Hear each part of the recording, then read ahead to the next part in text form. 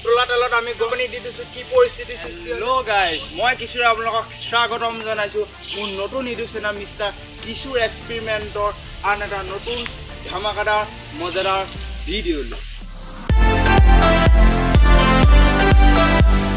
আপোনালোকে জানে যে গৰম তেলত পানী ঢালিলে কি পৰিস্থিতি হ'ব, গতিকে এই এক্সপেৰিমেণ্টটো আজি আৰম্ভ কৰিম।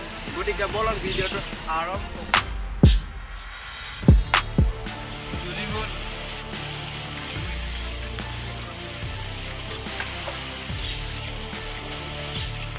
এতিয়া পানী দিম, এয়া তেল গৰম হৈ আছে আপোনালোকে দেখিবলৈ পাইছে। এই কেমেৰামেনৰ ওচৰলৈ আহি দেখুৱাব।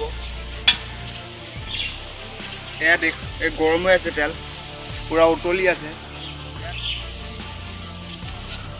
গতিকে যদি ভিডিঅ'টো ভাল পায় লাইক কৰি দিব।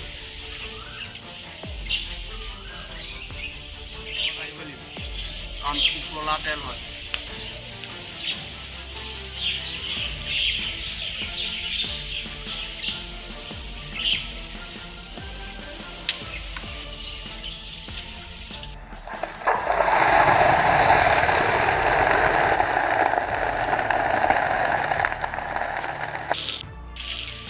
আপোনালোকে দেখিবলৈ পাইছে উতলা তেলত আমি ঠাণ্ডা পানী দি দিছোঁ কি পৰিস্থিতি সৃষ্টি হৈছে।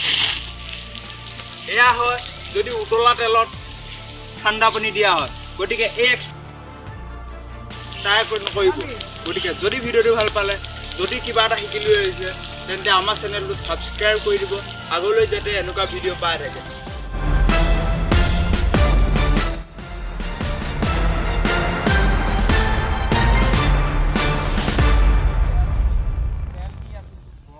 গৰম কৰিবলৈ আমি তেলটো দি আছোঁ।